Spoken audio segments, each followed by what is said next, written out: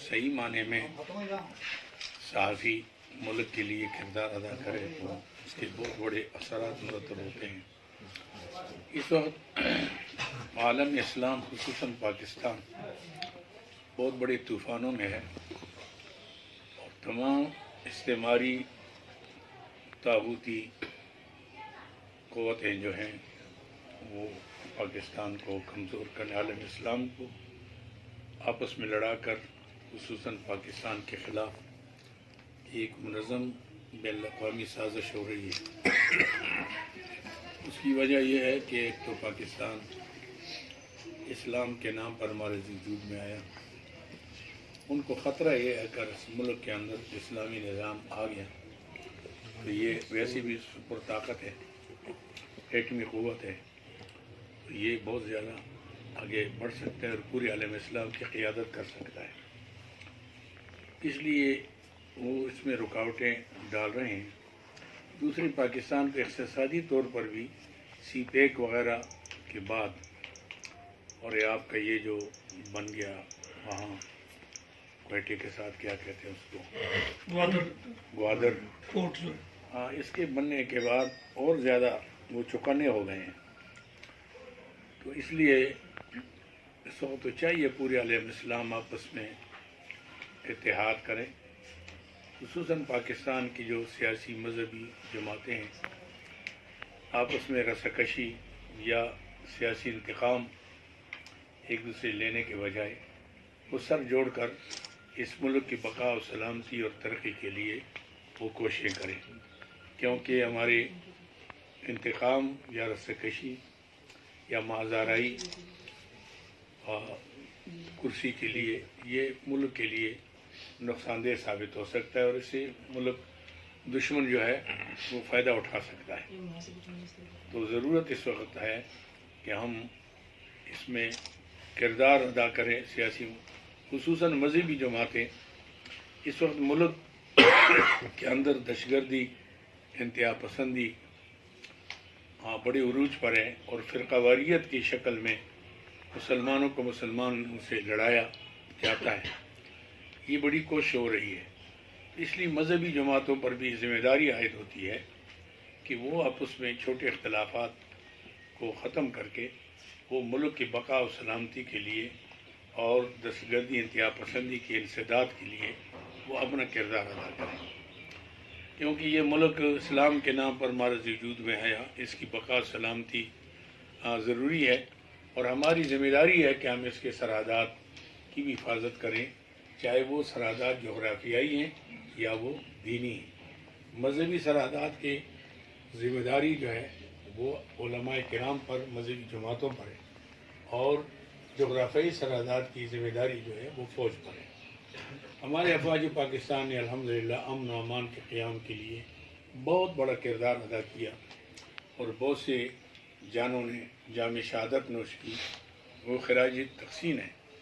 لیکن اصل جو ہے نا فرقہ واریت، انتہا پسندی کا خاتمہ اس وقت تک ممکن نہیں جب تک انسان ذہنی طور پر تیار نہ ہو جائے، کیونکہ یہ تو دباؤ کے ساتھ کوئی دب جاتا ہے، لیکن دبی ہوئی چیز ختم نہیں ہوتی۔ یہ تب ہو سکتا ہے کہ ہم لوگوں کے ذہن سے یہ چیز نکال دیں کہ بھئی یہ جو ملک ہے اسلام کے نام پر ہے، اور یہ جو ہم کر رہے ہیں یہ اسلام بین الاقوامی طور پر اس سے بدنام ہو رہا ہے، کیونکہ دشمن اسی کو دیکھتا ہے کہ دیکھو جی نہ ان کا امام باڑہ محفوظ ہے، نہ ان کی مسجد محفوظ ہے، وہ لڑائی ہوئی، اتنے قتل ہو گئے، یہ ہو گیا، تو لوگ اسلام سے متنفر ہوتے ہیں، اور اسلام کے خلاف پروپیگنڈے میں وہ لوگ بڑے دلیر ہوتے ہیں۔ اس لیے یہ ذمہ داریاں مذہبی جماعتوں پر بھی ہے، سیاسی جماعتوں پر بھی ہے کہ وہ ایک طرف کے ملک کے نظریہ پاکستان کی طرف متوجہ ہو جائیں۔ جب تک نظریہ پاکستان کو عملی جامہ نہیں پہنایا جائے گا تو ملک کے اندر امن قائم نہیں ہو سکتا، اور یہ ذمہ داری ہر پاکستانی کی ہے، اور خصوصاً ہماری سیاسی اور مذہبی جماعتوں پر اس کا بہت بڑا عائد ہوتا ہے فریضہ کہ وہ اس طرف چلے۔ تمام مکاتب فکر کے ساتھ ملا ہوں الحمدللہ، اور بڑے اچھے نتائج اس کے مرتب ہوئے ہیں، گلگت میں، چلاس میں، کشمیر میں، باقی قبائل کے اندر، اور پاکستان کے چاروں صوبوں میں تنظیمیں ہیں میری، اور اس کے ذریعے سے میں کوشش کرتا ہوں لیکن آخر میری کوشش کہاں تک چلے گی جس کے پشت پر سرپرستی نہ ہو. تو چونکہ اس وقت لوگ چاہتے ہیں کہ لڑائی ہو، خوش ہوتے ہیں، تفریق کے اندر خوش ہوتے ہیں، لوگ لڑانے میں خوش ہوتے ہیں اور دلچسپی بھی اسی میں ہوتی ہے. تو ہماری اتنی حوصلہ افزائی نہیں ہو رہی جتنی ہونی چاہیے. اگر اس طرح ہر عالم جو ہے وہ اپنی ذمہ داری سمجھ کر اور وہ اس قوم کو جوڑنے کی کوشش کرے تو میں سمجھتا ہوں کہ چونکہ ہمارے پاس اس وقت ممبر ہیں. اب دیکھو نا میرے پاس کتنے آدمی نے جمع پڑا. اب یہ سیاسی لوگ کروڑوں روپے خرچ کر کے اتنا اجتماع نہیں کرا سکتے جو ہمیں ہر جمعے کو ملتا ہے اور 5 وقت ملتا ہے. تھوڑا صحیح، لیکن ہمارے پاس یعنی یہ جو پلیٹ فارم ہے یہ صحیح پلیٹ فارم ہے. اس کے ذریعے سے ہم اصلاح احوال کر سکتے ہیں. اس لیے ہماری ذمہ داری ہے کہ ہم اس میں اٹھے. علماء کرام سے میری اپیل ہے، مشائخ سے بھی اپیل ہے کہ وہ ڈیڑھ مسجد بنانے کے بجائے امت محمدیہ کی حیثیت سے، امت مسلمہ کی حیثیت سے کوئی پلیٹ فارم پر آ کر قوم کو جوڑنے کی کوشش کریں. اور یہ جو چھوٹے چھوٹے اختلافات ہیں یہ ہمیشہ صحابہ کرام کے اندر بھی چلے آ رہے ہیں، ائمہ مجتہدین کے اندر چلے آ رہے ہیں. لیکن ائمہ مجتہدین میں کبھی لڑائی نہیں ہوئی، کبھی کفر کے فتوے نہیں لگے، ایک دوسرے کا احترام کرتے تھے. وہ مسائل کا اختلاف اور چیز، اختلاف امتی رحمت، وہ تو رحمت ہے. انتشار افتراق جو ہے یہ لعنت ہے. آج لوگ اختلاف نہیں ہے، انتشار افتراق ہے. اور یہ قوم کے لیے مضر ہے، ملک کے لیے بھی مضر ہے. اور دشمن کا کام جو اس نہیں کر سکتا تھا ہم نے اس کو آسان کر دیا ہے کہ ہم دشمن سے کا کام جو ہے وہ کرتے ہیں، چند ٹکوں کے اوپر کر لیتے ہیں. ہمارے آدمی خریدے جاتے ہیں، باہر سے کوئی نہیں آتا، اپنے آدمی ہوتے ہیں. اور وہ یہ جو کوئی دہشت گردی، انتہا پسندی، یہ سب کچھ ہمارے اندر ہوتا ہے. تو میں سمجھتا ہوں کہ یہ ذہن سازی ہونی چاہیے اور یہ ذمہ داری جو ہے علماء کرام، مشائخ الزام پر اور مذہبی جماعتوں پر یہ عائد ہوتی ہے. جب ساتھ مل بیٹھنے کا موقع دیا، اس سے کیا اثرات آپ دیکھ سکتے ہیں؟ کیا یہ محض ایک آسیہ والے کیس سے نظر ہٹانے کے لیے کوئی علماء کو ایک طرف بلایا گیا، یا واقعتاً کوئی ایسی چیز آپ کو نظر آتی ہے جس کے اثرات ہوں؟ اصل بات یہ ہے کہ سابقہ دور میں بھی ہمارے جو 51 علماء ہیں جو کونسل ہے ہماری مشائخ، جس کا میں بھی مشائخ کا ممبر ہوں، 51 علماء، یہ گزشتہ ادوار میں بھی یعنی حکومت میں یہ ہمارے ایک کونسل جو تھے نا بنی تھی اور اس کا مقصد بھی یہی تھا. لیکن ہم سے کام نہیں لیا گیا.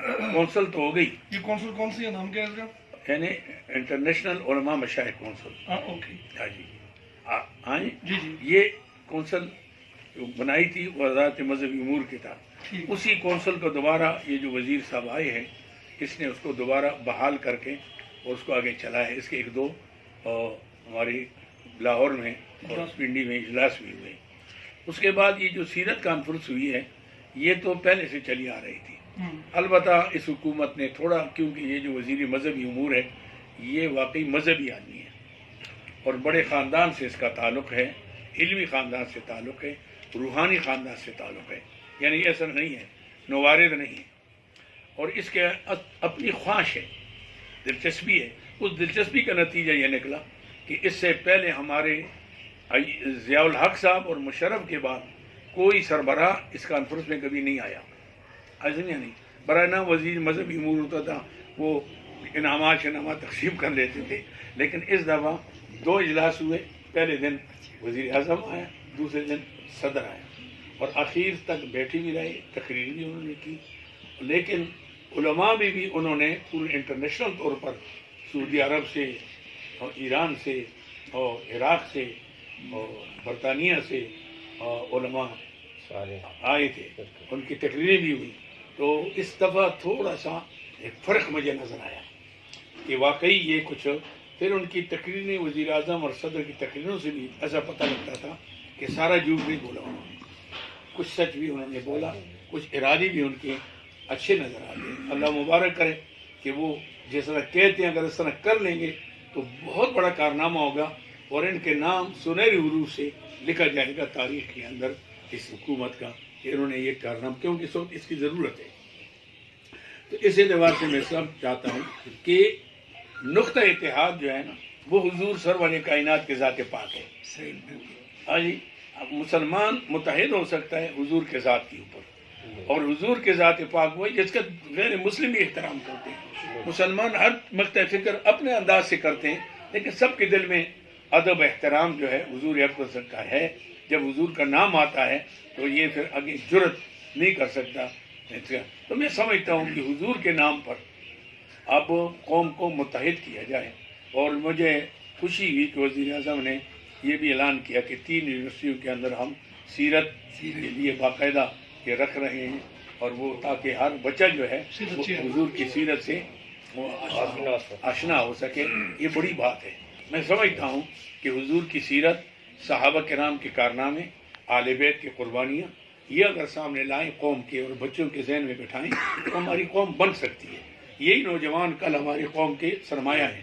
تو اس لیے نوجوانوں کی ذہن سازی کے لیے ضروری ہے کہ ہم اس طرف قوم بچوں کو لائیں، کیونکہ بچے ہمارے اس وقت بے روی کے شکار ہیں اور بڑی دور جا رہے ہیں، دوسروں کی نقالی کر رہے ہیں. ہمارے اپنے اتنے بڑے بڑے جرنیل گزرے ہیں اسلام کے، جن نے فتوحات اندلس سے قسطنطنیہ تک، عدن سے بلخ کابل تک آئے تھے، اور تھوڑی سی طاقت نے بہت بڑی سپر طاقتوں کو شکست دی. تو ہمیں اپنے جرنیلوں کا ذکر بجائے کہ ہم انگریزوں کے جرنیلوں کا دوسروں کا ایس ڈی پڑھاتے ہیں بچوں کو اور ادھر ان کو چلاتے ہیں، تو اپنے جرنیلوں کا پڑھائیں آپ.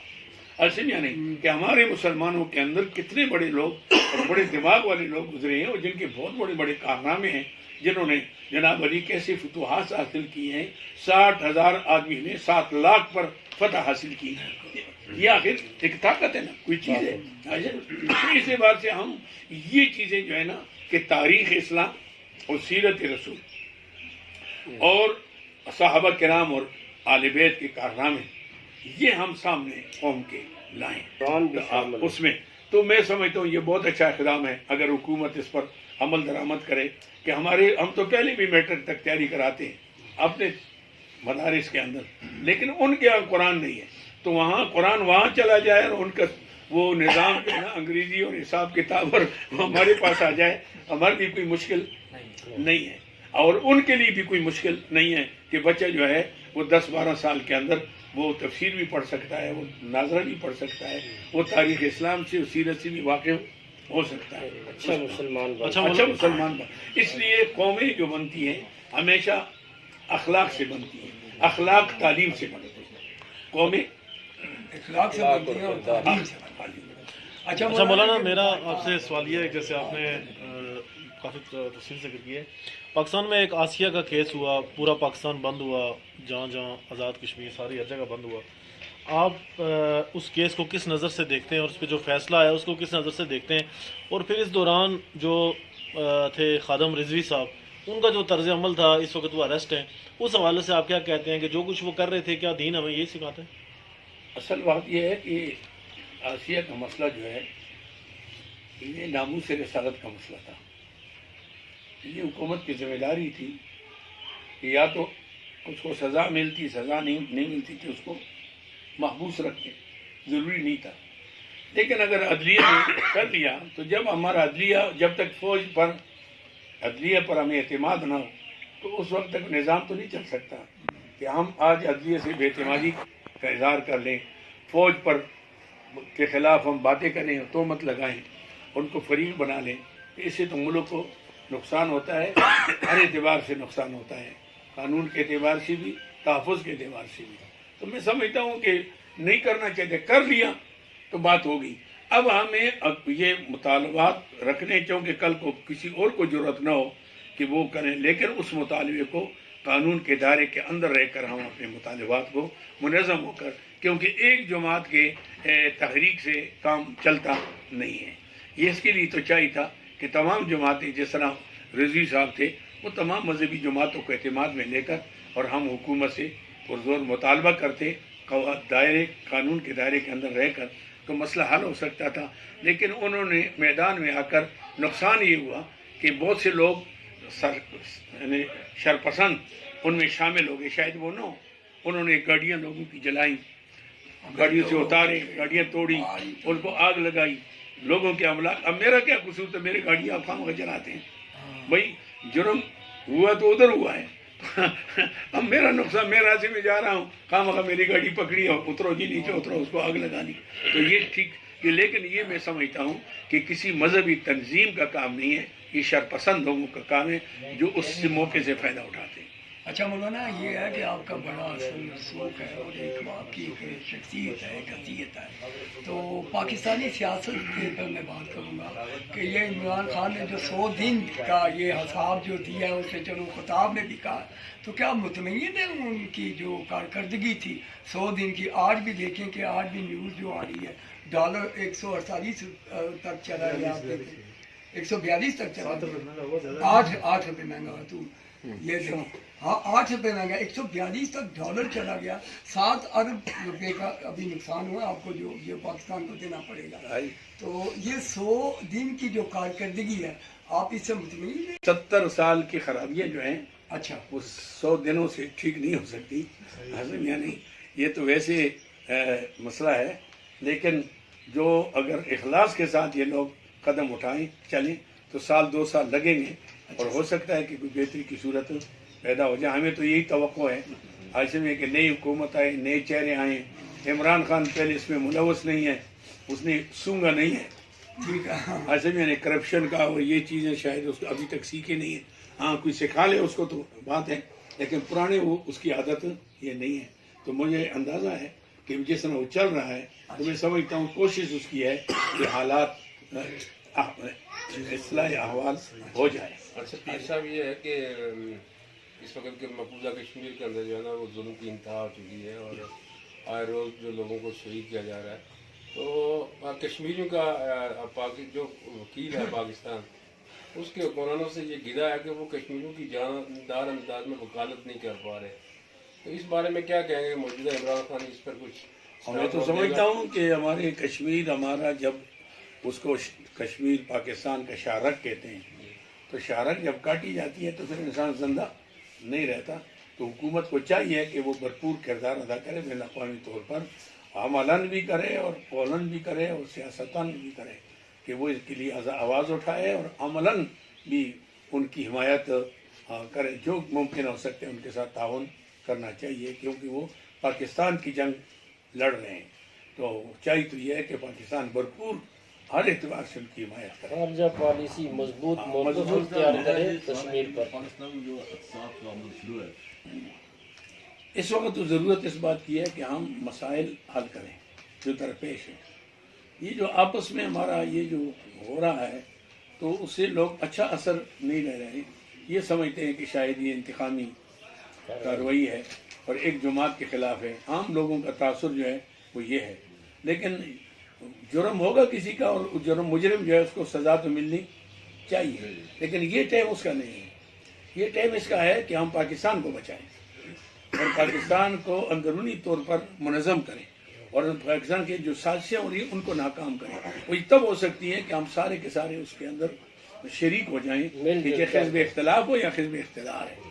تو میں سمجھتا ہوں کہ اس وقت تھوڑا سا اس میں ہاتھ ڈھیلا رکھیں اور جو مسائل درپیش ہیں ان کو، کیونکہ ان میں بھی بڑے تجربہ کار لوگ ہیں جو آپ کے کام آ سکتے ہیں، آپ ان سے مشورہ لے سکتے ہیں، لیکن اگر آپ دونوں طرف لڑیں گے تو ناکامی کا بھی خطرہ ہے۔ آپ نے کہا کہ پاکستان میں سارے علماء اسلام میں جڑ جائے، لیکن یہ جو آج عبادت خانے میں ہوں، سڑکوں پر نہ ہو، تو اس کا بہت اچھا اثر پڑے گا، بہترین اثر ہے۔ اور میں سمجھتا ہوں کہ یہ کوئی اس سے زیادہ اسلام کو تقویت نہیں پہنچے گی ہمارے اس کردار سے۔ ہاں یہ پہنچے گی کہ ہم اپنے عبادت خانوں میں ان دنوں میں لوگوں کو جمع کر کے ان کی ذہن سازی کریں اور حضور کی عظمت، حضور کی محبت، حضور کی اطاعت یہ لوگوں کے ذہنوں میں بٹھائیں، تاکہ مسلمان اس طرح متوجہ